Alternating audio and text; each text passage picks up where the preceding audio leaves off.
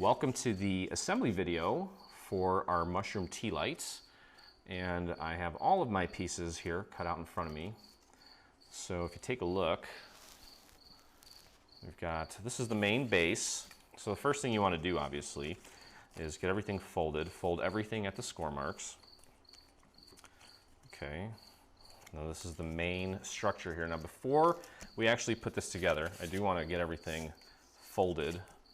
But before we put everything together, I'm going to actually put our vellum and our panels on first. So let's grab our vellum, and you can see here that's going to go right over here so that when we put the little tea light in there, it kind of makes it glow. It'll look a lot cooler that way.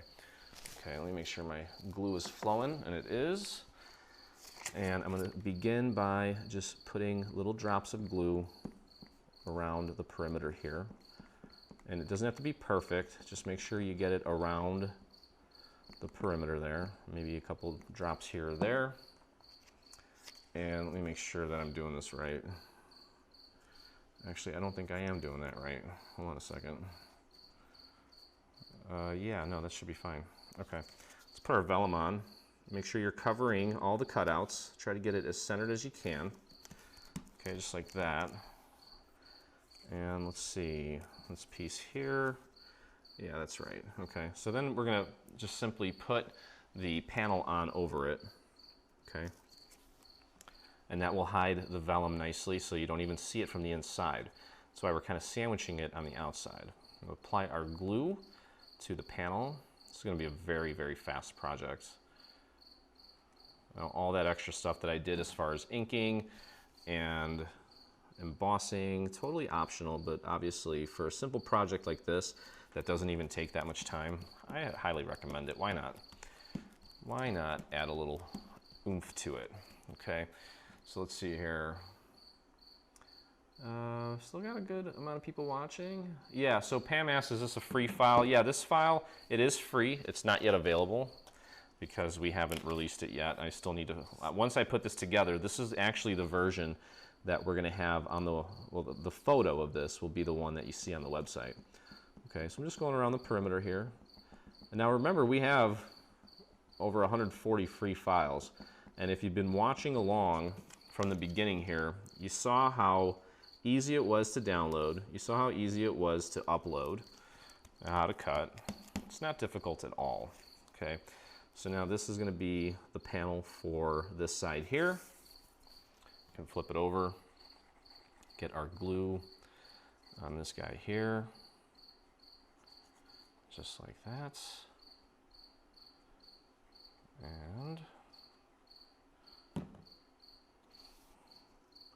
just pop that right in place. Just make sure that you're lining it up with the actual cutout. Okay, so you can see here how that looks. That looks great. Okay, and it looks like, obviously, we've got the colors alternating. We're going from grape to lip gloss, and then do the same thing here. You can see these mushrooms are a little bit different. So, all right, last thing to do here is just get this vellum on now. This is kind of repetitive, so pardon me if it's repetitive. If you guys have any questions, Mike, if you're still watching and hanging out with us, if you see any questions that you want answered, just text them to me so that I can keep doing this while I answer questions, because I can certainly multitask. Okay, so that vellum is in place. I'm just going to kind of do an assembly line here, and we'll get this vellum in place. You don't need to use a lot of glue when you're gluing vellum. It's very thin. You just need to kind of keep it in place. And we've also got another layer going on top of this that's going to sandwich it. So it doesn't really matter. Okay, so we're going to grab this piece now and apply our glue. And we got motorcycles out there. And we got a lot of motorcycles coming up down Route 47. It's kind of I don't even know what you call it. Okay, it's kind of hard to see. There we go. That looks good. Press that down. It's a smidge off. That's okay. There we go. Okay, and that just leaves one more panel. And for those of you that have watched our videos, you know that I'm a big time preacher of using as little glue as possible. Someone asked, why not use double-sided tape versus glue? Well, double-sided tape, in my experience, is not as, doesn't last as long. It can dry out, and then things just fall apart. So as far as longevity goes, no thanks on the double-sided tape. Don't like it. Maybe I've not had a high-quality double-sided tape, but everyone I've ever used has always failed me, so I kind of stopped doing that. I like glue. I think it's easier to work with. The double-sided tape, you got to tape it on there, and then you got to try to peel it off. I know they have those tape guns, but I personally don't like those either. Okay, so what we're going to do next is we're going to take and glue these two sections together by joining them here, like so. Okay, so we're going to put some glue on this tab here. I'm going to go a little bit heavier than I did before, and I'm going to take and run my glue all the way out to the very edge of the mat there, and then just wipe your finger off, pop that down, line it up. Hopefully you guys can see that. And there we go. Press that down. Oh boy, we got a lot of comments here.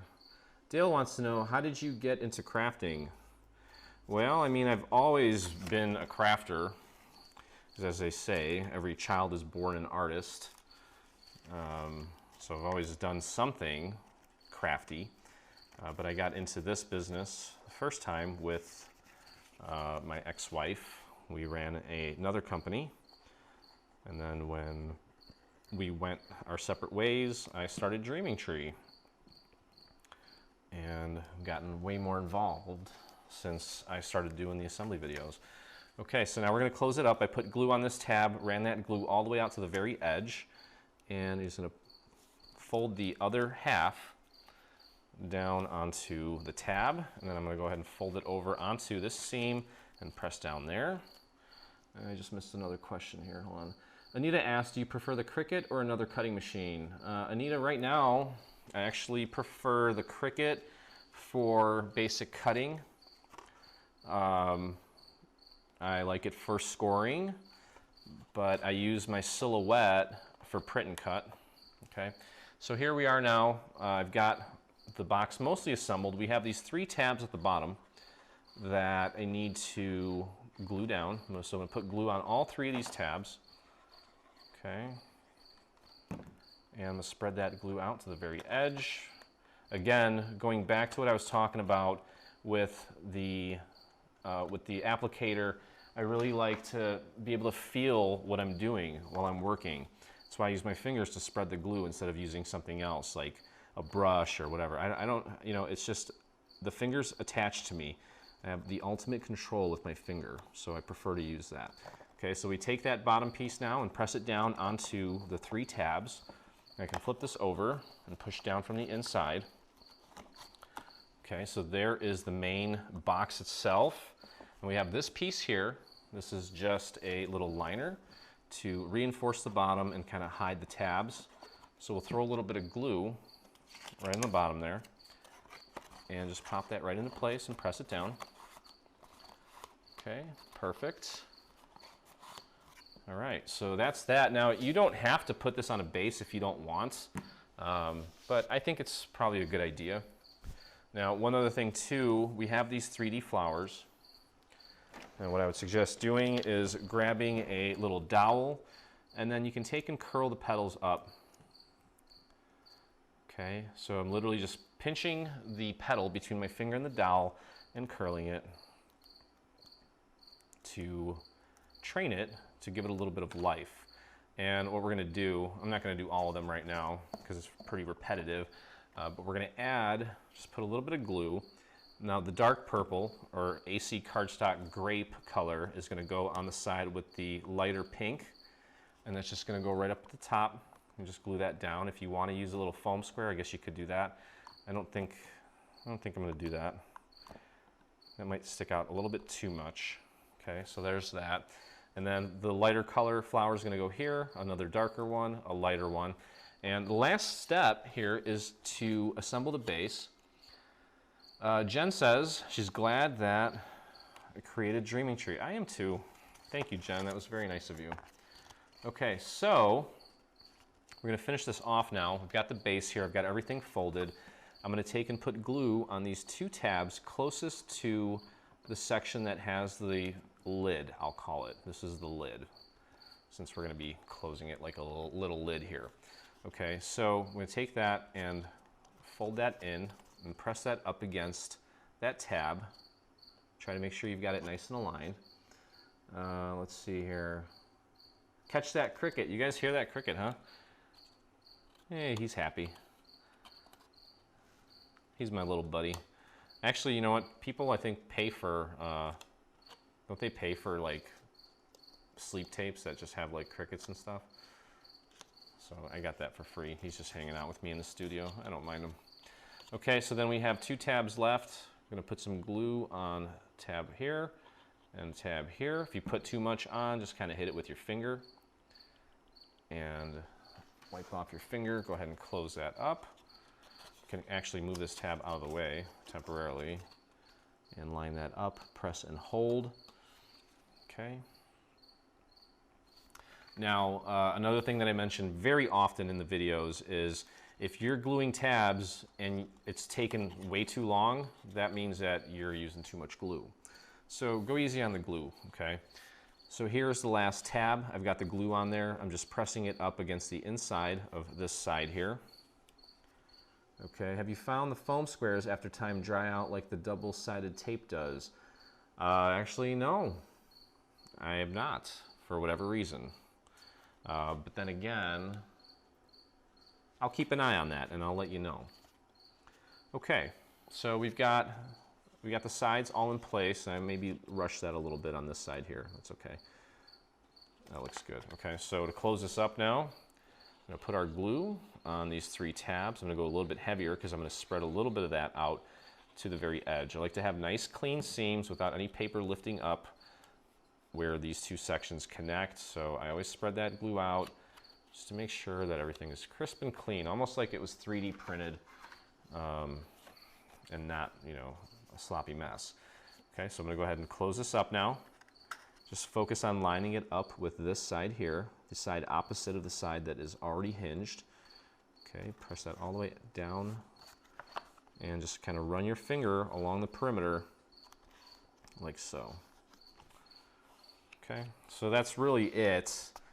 There's no special inking or embossing or anything like that on this piece here. It's just a nice little base to put this on so it doesn't just, you know, just kind of adds a little class to it.